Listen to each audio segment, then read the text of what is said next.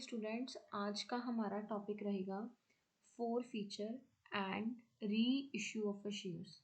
Four feature and re issue of a shares, ठीक है जी। इसमें हम आज नेक्स्ट स्टार्ट करना चाहेंगे। सबसे पहले हम जानेंगे कि four feature of a shares का मीनिंग क्या है। Four feature of a shares का सबसे पहले हमें पता होना चाहिए कि four feature of a shares का मीनिंग क्या है। कैंसिलेशन ऑफ अ शेयर्स, क्या कंपनी अपनी मर्जी से किसी भी टाइम पे शेयर्स को कैंसिल कर सकती है। हमारे पास क्वेश्चन क्या है कि क्या कोई कंपनी किसी भी टाइम पे कि अपने शेयर्स को, कौन से शेयर्स को, इक्विटी शेयर्स को किसी भी टाइम पे कैंसिल कर सकती है या फिर नहीं। इसका आंसर क्या रहेगा। अगर कंपनी क्या करती है, अपने शेयर होल्डर से अपने शेयर होल्डर से अमाउंट की कॉल करती है, जैसे allotment money, first call money या फिर सेकंड कॉल मनी। लेकिन शेयर होल्डर इन कॉल्स को नहीं पे कर रहा। देखो, जैसे शेयर होल्डर ने अप्लाई किया, उसने एप्लीकेशन मनी तो पे कर ही दी है। जब शेयर होल्डर ने शेयर्स के लिए अप्लाई किया, उसने एप्लीकेशन मनी तो पे कर ही दी है। लेकिन प्रॉब्लम क्या है, क्या वो शेयर होल्डर कंपनी के कॉल करने पे allotment money, first call money या सेकंड कॉल मनी पे कर रहा है या फिर नहीं। अगर वो person share holder in calls को नहीं पे करता, अगर वो शेयर होल्डर इन कॉल्स को नहीं पे करता, तो हम उसे क्या बोलते हैं, कॉल इन एरियर्स। हम उसे क्या करते हैं, कहते हैं कॉल इन एरियर्स। अभी क्या किसी भी टाइम पे कॉल इन एरियर्स आएंगे तो कंपनी शेयर्स को कैंसिल कर देगी। क्या किसी भी टाइम पे कॉल इन एरियर्स आ रही हैं तो क्या कंपनी उन शेयर्स को कैंसिल कर देगी? जी नहीं। तो कंपनी क्या करेगी, कब शेयर्स को कैंसिल करेगी? कंपनी 14 डेज का नोटिस देगी। कंपनी क्या करेगी, 14 डेज का नोटिस देगी। किसको नोटिस देगी? शेयर होल्डर्स को, कि भाई तुम्हारे अमाउंट तुम्हारी पेंडिंग है, तुम्हारे पास 14 डेज है और इन अमाउंट को अपना क्लियर कर दो। लेकिन अगर 14 डेज के नोटिस के बाद भी ये शेयर होल्डर अमाउंट को पे नहीं कर रहा, अमाउंट को पे नहीं कर रहा, देन कंपनी क्या करेगी, इसके शेयर्स को कैंसिल कर देगी। देन कंपनी क्या करेगी, इसके शेयर्स को कैंसिल कर देगी। अभी जब भी कंपनी इसके शेयर्स को कैंसिल करेगी तो हम उसे क्या बोलेंगे, forfeiture of shares. Four feature of shares. तो अभी हम पढ़ते हैं क्या लिखा है। Four feature of a shares means the cancellation of a shares for the non payment of a calls due.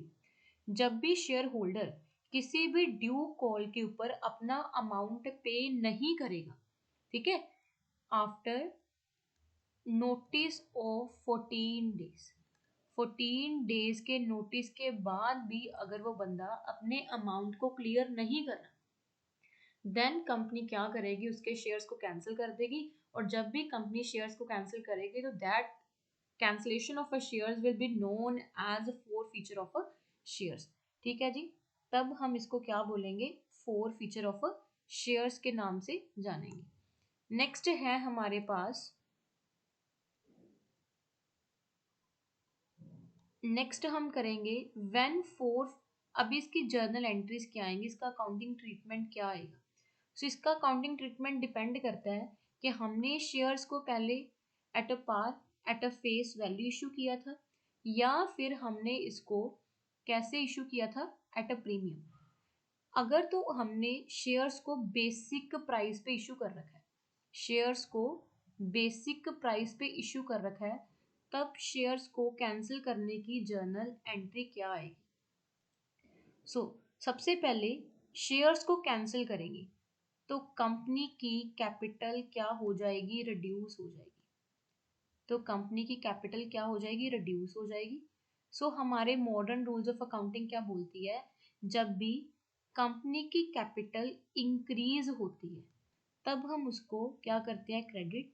जब भी वो रिड्यूस होगी तब हम उसको क्या करेंगे, डेबिट। इसी रूल के साथ हम जर्नल एंट्री को पास करेंगे। हमारी एंट्री क्या रहेगी, share capital account debit, share capital account debit, to share forfeiture account, to share forfeiture account, to. अभी डिपेंड करता है कि हमने कॉलिन एरियर्स को ओपन कर रखा है अपने प्रीवियस जो भी हमारा क्वेश्चन चल रहा है या फिर नहीं कर रखा। अगर तो मैंने कॉलिन एरियर अकाउंट को अपने लॉन्ग क्वेश्चन के बेसिस पे ओपन कर रखा है तो मैं यहाँ पर क्या लिखूंगी, कॉलिन एरियर अकाउंट। लेकिन अगर मैंने कॉलिन एरियर अकाउंट ओपन नहीं कर रखा देन मैं यहाँ पर क्या लिखूंगी, जिस कॉल का हमने अमाउंट नहीं रिसीव करा, like share allotment account, share first and final call account, first and final call account. अभी हम इसका एंट्री को समझते हैं। सबसे पहले मैंने क्या लिखा, शेयर कैपिटल अकाउंट डेबिट। मैंने कैपिटल डेबिट करी, दैट मीन्स कैपिटल क्या हो रही है, रिड्यूस हो रही है। ये तो हो गया क्लियर, कैपिटल मेरी रिड्यूस होगी तो मैंने कैपिटल को डेबिट कर देना है, तो share capital account debit. Let's suppose मेरे पास 100 शेयर है, ठीक है।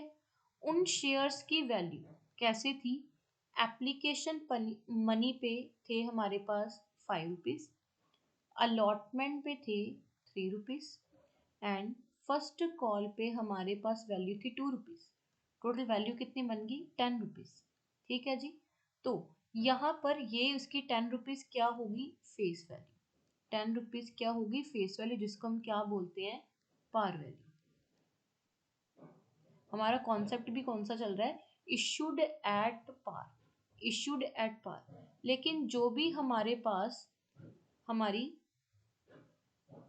एंट्री है उसमें क्या जाएगा, शेयर कैपिटल अकाउंट डेबिट, उसमें वैल्यू कौन सी जाएगी, जो हमारी कॉल्ड अप वैल्यू रहेगी, जो क्या रहेगी, हमारी कॉल्ड अप वैल्यू रहेगी। सो अगर तो मैंने उस बंदे से लास्ट तक सारे पैसे मंगवाए हैं, एप्लीकेशन मनी उसने अप्लाई किया, allotment money, first call money, सारा अमाउंट हम उससे मंगवा रहे हैं, तो यहाँ पर मैं क्या मल्टीप्लाई कर दूंगी, मल्टीप्लाई बाय 10। लेकिन अगर उसने अलॉटमेंट मनी नहीं पे करी, अलॉटमेंट मनी नहीं पे करी, और मैं क्या बोल रही हूँ भाई, इससे हम क्या करते हैं, इसकी शेयर्स को कैंसिल कर देते हैं, तो यहाँ पर मैं 10 की बजाय क्या लिखूंगी, 5 + 3 कितना आ जाएगा, 8 रुपीज। यही 8 रुपीज मेरे क्या बन जाएंगे, कॉल्ड अप वैल्यू का पार्ट बन जाएंगे, कॉल्ड अप वैल्यू का पार्ट बन जाएंगे। तो कॉल्ड अप वैल्यू के बेसिस पे मैं यहाँ पर क्या लिखूंगी, वैल्यू को फिल करूंगी। नेक्स्ट आ गया share forfeiture, to share forfeiture. Share forfeiture को हम क्रेडिट करें, इसका मतलब क्या होता है, amount received on cancelled share, amount received on cancelled shares, कि जो शेयर्स मैंने कैंसिल करे हैं उन शेयर्स पर आज तक मैंने रिसीव क्या करा, मैंने उन शेयर्स पर रिसीव क्या करा, that will be transfer to a share forfeiture. जो भी हमने रिसीव कर लिया, जो शेयर्स कैंसिल करे हैं, अमाउंट रिसीव कर लिया, ये हम शेयर होल्डर को कभी भी रिफंड नहीं करते, कभी भी रिफंड नहीं करते। ठीक है, जो भी रिसीव कर लिया ये कंपनी के पास रहेगा। अगर अभी टोटल वैल्यू यहाँ पर डेबिट कर दी, जो अभी तक मैंने उससे कॉल किया, देन उसमें से मैंने फाइंड आउट किया क्या रिसीव कर रखा है, क्या रिसीव कर रखा है और क्या रिसीव नहीं किया, क्या रिसीव नहीं किया, नॉट रिसीव। अगर मैंने लॉन्ग क्वेश्चन के बेसिस पे कॉलिन एरियर अकाउंट को ओपन कर रखा है तो कॉलिन एरियर अकाउंट आएगा, otherwise to share allotment account, to share first and final column. Next आएगा forfeiture of a shares that were initially issued at premium, जिनको हमने प्रीमियम पे इशू कर रखा था। और वैल्यूज हम लेंगे, एक शेयर है उसकी वैल्यू है एप्लीकेशन पे 5 रुपीज, अलॉटमेंट पे है उसकी वैल्यू 3 + 2, नेक्स्ट है फर्स्ट कॉल मनी पे 2 रुपीज, क्या बन जाएगा 10 + 2, ये 10 रुपीज हमारी आ गई फेस वैल्यू, 2 रुपीज हमारा क्या रहेगा, प्रीमियम रहेगा, 2 रुपीज हमारा क्या रहेगा, प्रीमियम रहेगा। नेक्स्ट जब भी प्रीमियम वाला क्वेश्चन आएगा तो प्रीमियम के दो कॉन्सेप्ट रहेंगे, क्या हमने उस प्रीमियम को रिसीव कर लिया था या फिर मैंने उस प्रीमियम को रिसीव नहीं किया था, क्या मैंने उसको रिसीव कर लिया था या फिर नहीं किया था। तो इसी के बेसिस पे हम एंट्री रिकॉर्ड करेंगे। फर्स्ट है the security premium amount has been received, कि हमने इस प्रीमियम को क्या रख कर रखा है, रिसीव कर लिया। तो इसकी जर्नल एंट्री क्या आएगी, share capital account debit to share forfeiture account and, to मान के चलेंगे कि उसने फर्स्ट कॉल पे नहीं की, एप्लीकेशन मनी उसकी पेड है, अलॉटमेंट मनी उसकी पेड है। तो यहाँ पर क्या आएगा, to share first and final call account, to share first and final call account. Last तक हम कॉल कर रहे हैं तो यहाँ पर क्या आ जाएगा, 10 rupees. Share for feature account, share for feature account को क्रेडिट करते हैं the amount received on cancelled share, जिस शेयर को हमने कैंसिल किया उसके ऊपर हमने रिसीव क्या किया। तो देखो हमने उस पर रिसीव क्या किया है, तो यहाँ पर हमारे पास रिसीव्ड वैल्यू क्या आएगी, एप्लीकेशन मनी उसकी पेड है, एप्लीकेशन मनी उसकी पेड है, ठीक है जी। देन अलॉटमेंट मनी उसकी पेड है। तो हमने रिसीव क्या किया, एप्लीकेशन भी रिसीव कर ली, अलॉटमेंट भी रिसीव कर ली, लेकिन अलॉटमेंट के साथ साथ हमने प्रीमियम भी रिसीव कर लिया। जब भी हम प्रीमियम को पहले से रिसीव कर लिया हमने, जब भी हमने प्रीमियम को पहले से रिसीव कर लिया है तो हम उसको अपनी एंट्री में रिकॉर्ड नहीं करते। तो यहाँ पर वैल्यू क्या आएगी, 8 rupees, 5 rupees of application and 3 rupees of allotment. 3 rupees सिर्फ और सिर्फ फेस वैल्यू वाले आएंगे, 3 रुपीज सिर्फ और सिर्फ फेस वैल्यू वाले ही आएंगे, प्रीमियम को हम यहाँ पर रिकॉर्ड नहीं करेंगे, ठीक है जी। To share first and final call account, जो हमने रिसीव नहीं किया, क्या नहीं रिसीव किया हमारा, first and final call of rupees 2। Premium को हमने यहाँ पर इग्नोर क्यों किया, क्योंकि जब भी हमने एंट्री ड्यू करी होगी, सिक्योरिटी प्रीमियम रिजर्व को हमने क्या रखा करा हुआ, क्रेडिट करा हुआ, लेकिन जब भी हम पहले हमने प्रीमियम को क्या किया, ड्यू किया, फिर हमने रिसीव कर लिया in a bank account, bank account में क्या कर लिया, रिसीव कर लिया। देखो प्रॉब्लम तब आती है जब मैंने ड्यू किया लेकिन रिसीव नहीं किया, यहाँ पर ड्यू भी है और रिसीव्ड भी है, प्रॉब्लम तो आ ही नहीं रही है, इसीलिए मैंने प्रीमियम से अपना क्या किया, रिजर्व क्रिएट कर रखा है, सिक्योरिटी प्रीमियम रिजर्व अकाउंट। तो वो रिजर्व हमारा हमारे पास ही रहेगा, इसलिए मैंने क्या करना है, यहाँ पर प्रीमियम को इग्नोर। सो आपने बस एक ही फंडा यहाँ पर आपने एक ही फंडा रखना है, कौन से वाला, कि आप यहाँ पर सिर्फ और सिर्फ फेस वैल्यू को ही रिकॉर्ड करोगे, सिर्फ और सिर्फ फेस वैल्यू को ही रिकॉर्ड करोगे, और वो कितनी है, सिर्फ और सिर्फ 3 रुपीज अलॉटमेंट की। अगर प्रीमियम रिसीव्ड है तो उसको आप अपनी स्टेटमेंट में से क्या कर दोगे, इग्नोर। लेकिन अगर रिसीव्ड नहीं है, मैं बोल दूं एप्लीकेशन मनी है 5 रुपीज, अलॉटमेंट मनी है हमारे पास 3 + 2, फर्स्ट कॉल मनी है 2, तो क्या बन गया, 10 + 2। उसने एप्लीकेशन मनी पे कर दी, देन अलॉटमेंट मनी उसने पे नहीं की, फर्स्ट कॉल पे नहीं की। अगर अलॉटमेंट मनी नहीं पे करी तो फिर इसका मतलब उसने प्रीमियम भी नहीं पे किया, तो ये क्या बन जाएगा, premium has not been received yet, premium has not been received yet. तो यहाँ पर हम कैसी एंट्री रिकॉर्ड करेंगे, शेयर कैपिटल अकाउंट डेबिट, जिस वैल्यू से हमने उस शेयर को कॉल किया, 10 रुपीज, लास्ट तक हमारा यही चल रहा है। प्रीमियम नहीं रिसीव किया, देखो प्रीमियम हम क्या करते हैं, ड्यू करते क्रेडिट कर दिया, लेकिन उसको रिसीव नहीं किया, तो हमें उसी प्रीमियम को क्या करना पड़ेगा, हमें डेबिट करना पड़ेगा उसको कैंसिल करने के लिए। इसलिए मैंने यहाँ पे क्या कर दिया, सिक्योरिटी प्रीमियम रिजर्व अकाउंट को डेबिट कर दूंगी, जितनी वैल्यू उसने प्रीमियम की नहीं पे की 2 रुपीज, शेयर अलॉटमेंट अकाउंट जो उसने नहीं पे किया 5 rupees total including premium, call in arrear that means first call account, first call account जो हमने वैल्यू रिसीव नहीं की 2 रुपीज, अमाउंट रिसीव जो हम रिसीव कर चुके हैं सिर्फ और सिर्फ हमारी क्या है, फेस एप्लीकेशन मनी, ठीक है जी। तो ये हमारा हो गया 4 फीचर ऑफ अ शेयर्स का टॉपिक। नेक्स्ट आ गया मेरे पास री इश्यू ऑफ अ शेयर्स। अगर मैं कैंसिल किए हुए शेयर्स को क्या कर देती हूँ, री इश्यू कर देती हूँ, कैंसिल किए हुए शेयर्स को क्या कर देती हूँ, री इश्यू कर देती हूँ, तो उसको हम क्या बोलते हैं, री इश्यू ऑफ अ शेयर्स। बस जब भी हम शेयर्स को री इश्यू करते हैं तो उसको हम डिस्काउंट पे भी कर सकते हैं और उसको हम प्रीमियम पे भी कर सकते हैं। डिस्काउंट पे भी और प्रीमियम पे भी हम क्या कर सकते हैं, रिकॉर्ड कर सकते हैं। अगर हम उसको डिस्काउंट पे रिकॉर्ड करते हैं तो हमारे लिए मेन क्वेश्चन क्या रहेगा कि मैक्सिमम री इशू डिस्काउंट कितना होना चाहिए। तो आपने बस कॉन्सेप्ट दिमाग में बिठाए रखना है। एप्लीकेशन मनी ₹5 है, अलॉटमेंट मनी ₹3 है और फर्स्ट कॉल मनी रुपीज क्या है, ₹2 है। ₹10 का शेयर है। फर्स्ट कॉल नहीं पे करी, अलॉटमेंट नहीं पे करी, एप्लीकेशन मनी पेड। तो मैक्सिमम डिस्काउंट हम कितना दे सकते हैं, जो हमने उससे रिसीव कर रखा है, जो मैंने पहले से रिसीव कर रखा है। मतलब एप्लीकेशन मनी ₹5 मेरा रिसीव्ड वैल्यू है, इसका मतलब ये मैं मैक्सिमम डिस्काउंट दे सकती हूँ।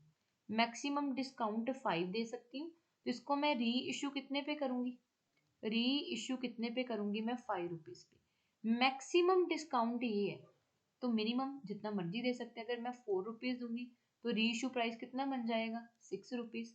ठीक है, अगर मैं डिस्काउंट दूंगी ₹3 तो मेरा री इशू प्राइस कितना बन जाएगा, ₹7। सो मेरे लिए कॉन्सेप्ट क्या रहेगा, अगर ₹10 का शेयर है, ₹10 का शेयर है, पहले जो कैंसल्ड शेयर है उसकी वैल्यू लेके री इशू करने के बाद मेरे ₹10 कंप्लीट होने चाहिए। बस ₹10 मैंने पूरे करने किसी भी तरीके, ठीक है। तो यहाँ पर भी ₹10, यहाँ पर भी ₹10, यहाँ पे भी ₹10। सो चाहे मुझे प्रॉफिट हो कोई फायदा नहीं है, ठीक है। चाहे प्रॉफिट हो रहा है तो कोई प्रॉब्लम नहीं आएगी। तो प्रॉफिट होगा तो हम उसको आगे चल ऐसे ही लेके चलेंगे। तो मिनिमम री इशू प्राइस क्या रहेगा, जो वैल्यू हमने रिसीव नहीं की है, ठीक है, जो वैल्यू हमने रिसीव नहीं की है, ठीक है जी, वो हमारा मिनिमम री इशू प्राइस रहेगा। Minimum reissue price must not be less than the amount unpaid on 4 feature share. जो हमने रिसीव नहीं किया वो री इशू प्राइस मिनिमम रहेगा, और जो मैं ऑलरेडी रिसीव कर चुकी हूँ वो मेरा क्या रहेगा, मैक्सिमम री इशू प्राइस रहेगा। तो यहाँ पर आपके जर्नल एंट्री क्या रहेगी, बैंक अकाउंट डेबिट। अगर मैं डिस्काउंट पे इश्यू करूँ तो वैल्यू क्या आएगी, share 4 feature account debit to share capital account, to share capital account. तो यहाँ पर क्या आएगा, discount on issue of shares. अगर मैंने किस पे किया है, प्रीमियम पे, तो यहाँ पर क्या आ जाएगा, to security premium reserve account. So हमें क्या पता है कि जब भी हम शेयर्स को कैंसिल करते हैं उसके ऊपर आज तक मैंने जितना भी पैसा रिसीव किया है वो सारा नॉन रिफंडेबल है, कंपनी का प्रॉफिट है। और इशू करने पे हमें क्या हो रहा है, लॉस हो रहा है। तो ये क्या मेरा लॉस है। तो इसीलिए मैं लास्ट में एक रिजर्व क्रिएट करूंगी इसी वैल्यू से, जो मैंने अभी तक रिसीव कर रखा है, ठीक है। और उसमें से जितना भी मुझे लॉस हुआ वो रिकवर करने के बाद वैल्यू क्या आएगी, जो भी बैलेंस आएगा उसको, उससे मैं एक रिजर्व क्रिएट कर दूंगी and that reserve will be known as capital reserve. तो यहाँ पर हम शेयर 4 फीचर के बैलेंस को किस में ट्रांसफर कर देंगे, कैपिटल रिजर्व अकाउंट को। जो भी यहाँ पर 4 फीचर करने के बाद मुझे क्या हो रहा था, कैपिटल प्रॉफिट हो रहा था, ठीक है। शेयर 4 फीचर अकाउंट मैंने क्रेडिट किया, जो मैंने अमाउंट रिसीव कर रखा है, ठीक है। और नेक्स्ट री इशू करने पे मैंने जो डिस्काउंट दिया, इन दोनों वैल्यूज में से बैलेंस निकालने के बाद मुझे जो बैलेंस आई उससे मैं एक रिजर्व क्रिएट करूंगी, और वो रिजर्व क्या जाना जाएगा, कैपिटल रिजर्व के नाम से जाना जाएगा। इसके साथ के हम क्वेश्चंस ट्राई करेंगे, 2 क्वेश्चंस हैं, 2 या 3 क्वेश्चंस। चेक करिए, company x company limited forfeited 200 shares. देखो 200 शेयर है और एक शेयर की वैल्यू कितनी है हमारे पास, ₹10। टोटल वैल्यू कितनी आ गई, ₹2000 के हमारे शेयर्स हैं। एंड फुली कॉल्ड, सारे का सारा पैसा हमने कॉल कर रखा है, on which ₹7 has been received and final call of ₹3 पर शेयर रिमेन्स अनपेड। इसका मतलब 200 शेयर है, एक शेयर की वैल्यू ₹10 है, ठीक है जी। उस पे से हमने सारे का सारा पैसा मंगवा रखा है, तो हम फर्स्ट एंट्री कौन सी रिकॉर्ड करेंगे? शेयर्स को कैंसिल करने की, शेयर्स को फॉरफिट करने की। तो एंट्री क्या आएगी? Share capital account debit, number of shares multiply by called up value. Last तक मैंने 10 रुपए कॉल करे, टोटल वैल्यू कितनी आ गई? 2000 रुपीज। इस एंट्री को हम डिवाइड करेंगे दो पार्ट्स में से, जो मैंने रिसीव करा और जो मैंने रिसीव नहीं करा। मैंने रिसीव क्या करा तो उसके लिखेंगे to share forfeiture account. उसने क्या बोला? 7 हैज बीन रिसीव्ड। तो यहाँ पे क्या करेंगे? 200 मल्टीप्लाई बाय 7, कितना आ जाएगा? 1400 रुपीज। जो मैंने अभी रिसीव नहीं कर, 10 रुपए से मैंने 7 रुपए रिसीव कर लिए, 3 रुपए मैंने अभी तक रिसीव नहीं किए। इसको क्या लिखेंगे? To share second and final call account. इसको मैं कॉलिन एरियर के नाम से भी लिख सकती हूँ। 200 मल्टीप्लाई बाय 3, कितना आ जाएगा? 600 रुपीज। नेक्स्ट है, these shares were later on reissued for ₹8 as a fully paid up। देखिए अभी हमने इसको कितने पे इशू किया है? 8 रुपए पे। 10 रुपए के शेयर को 8 रुपए पे क्या कर दिया? री इशू। 2 रुपए का हम क्या दे रहे हैं? डिस्काउंट। सो अभी नेक्स्ट हमारे पास एंट्री क्या आएगी? शेयर सॉरी री इशू करना है, तो क्या आएगा? Bank account debit. कितने शेयर्स हैं? 200। 200 को हम मल्टीप्लाई कर देंगे किसके साथ? जितने पे मैंने री इशू किया है। यहाँ पे क्या आ जाएगा? 1600 रुपीज। डिस्काउंट दिए तो डिस्काउंट हमारा क्या है? लॉस है। इसको क्या करेंगे? Share forfeiture account debit. 200 को मल्टीप्लाई कर देंगे 2 रुपए से, जितना मैंने डिस्काउंट दिया कितना आ जाएगा? 400। नेक्स्ट हमारे पास क्या आएगा? To share capital account, to share capital account, to share capital account. Value आएगी 200 मल्टीप्लाई बाय 10, फेस वैल्यू जितना एक्चुअल में जितने का शेयर था। तो यहाँ पर क्या आ गया? 2000। देखो मुझे लॉस कितना हुआ? 400 का। मैंने ऑलरेडी रिसीव कितना कर रखा है? 1400। ये मेरी ऑलरेडी रिसीव्ड वैल्यू, और ये मैंने रिफंड तो करना ही नहीं है, ये तो कंपनी के पास ही रहेगा। इसीलिए कंपनी इस वैल्यू में से क्या करेगी? लॉस को रिकवर करेगी। 1400 अमाउंट रिसीव्ड है, 400 का लॉस है। अगर मैं इसमें से लॉस को पे कर दूं तो मेरे पास बैलेंस कितना है? 1000 रुपीज। इसी 1000 ये मेरा प्योर कैपिटल प्रॉफिट बन जाएगा सारे लॉसेस को रिकवर करने के बाद, कैपिटल प्रॉफिट्स को रिकवर करने के बाद। तो अभी यहाँ पर मैं एक रिजर्व क्रिएट कर दूंगी। उस रिजर्व के लिए हम एंट्री पास करेंगे share forfeiture account debit to capital reserve account, to capital reserve account. तो वैल्यू कितनी आ जाएगी? 1000, जो मैंने यहाँ पर रिकॉर्ड कर रखी है। नेक्स्ट, अब इस क्वेश्चन को अच्छे से देख लेना, इससे आपके कॉन्सेप्ट क्लियर हो जाएंगे। नेक्स्ट क्वेश्चन हम स्टार्ट करते हैं। देखिए, a company forfeited 40 shares of ₹50 each. 50 रुपए का एक शेयर है, 40 शेयर है, on which only application money of ₹10 per share, allotment of ₹20 were received and final call of ₹20 is not received। So इसमें क्या बोला है कि इस पे एप्लीकेशन मनी थी 10 रुपए, अलॉटमेंट मनी थी 20 रुपए और फाइनल कॉल थी हमारे पास 20 रुपीज। टोटल 50 रुपीज का एक शेयर था, ठीक है जी। और टोटल नंबर ऑफ शेयर कितने थे? 40।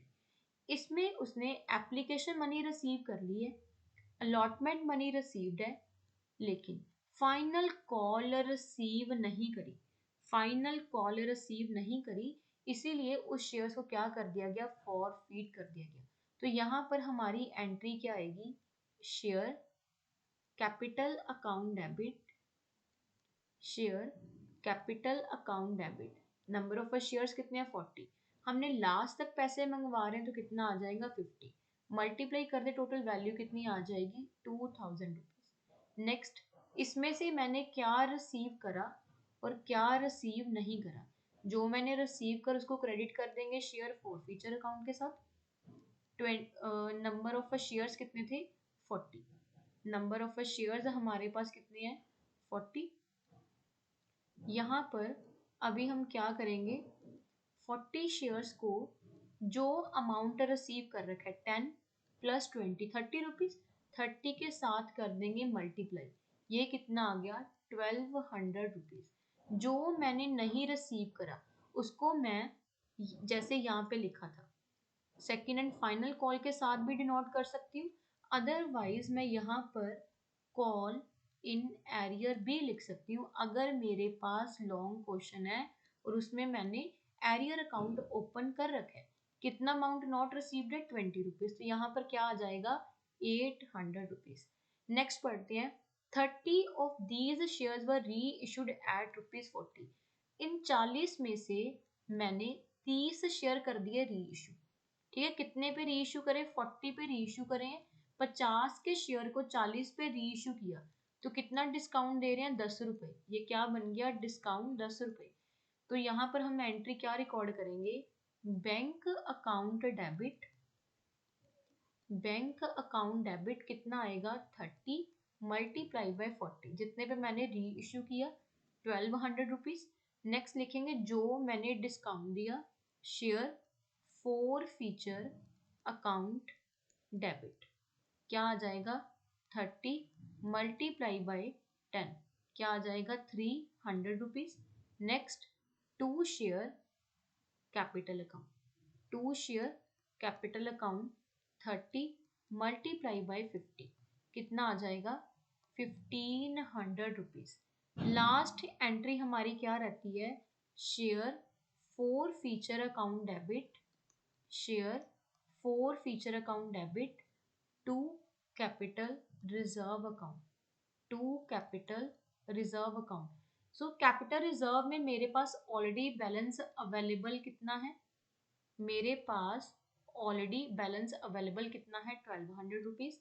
लेकिन ये कितने शेयर्स पे है 40 शेयर्स पे। लेकिन मुझे लॉस कितने पे हो रहा है 300 शेयर्स पे। सो इस एंट्री को रिकॉर्ड करने के लिए हम एक फॉर्मूला बना सकते हैं credit balance of share four feature minus debit balance of share forfeiture account. So share forfeiture account को मैंने क्रेडिट कहाँ पे करा यहाँ पे। तो क्रेडिट बैलेंस कितना आ गया 1200 रुपीज माइनस कर देंगे डेबिट बैलेंस। डेबिट मैंने कहाँ पे किया सेकेंड एंट्री पे कितने पे 300 रुपीज पे। डायरेक्ट माइनस तभी करना है जब क्रेडिट एंड डेबिट बैलेंस दोनों सेम नंबर ऑफ शेयर्स पे होगा। देखो डेबिट बैलेंस है सेकेंड एंट्री वाला 30 शेयर्स पे ये कितने पे है 40 शेयर्स पे। तो हम क्या करेंगे इस बैलेंस को भी क्योंकि देखो ये तो कंपनी के पास ही रहेगा ना इसको हम 30 शेयर्स के अकॉर्डिंग कर लेंगे कन्वर्ट। तो यहाँ पर क्या आ जाएगा 900 रुपीज। 900 में से 300 कर देंगे माइनस तो मेरे पास बैलेंस कितना आया 600। तो यहाँ पर मेरा बैलेंस भी कितना आ जाएगा 600 रुपीज। ठीक है जी, बस इसमें यही चेंज था कि मैंने जितने शेयर कैंसिल किए उनमें से मैंने सारे के सारे शेयर री इशू नहीं किए।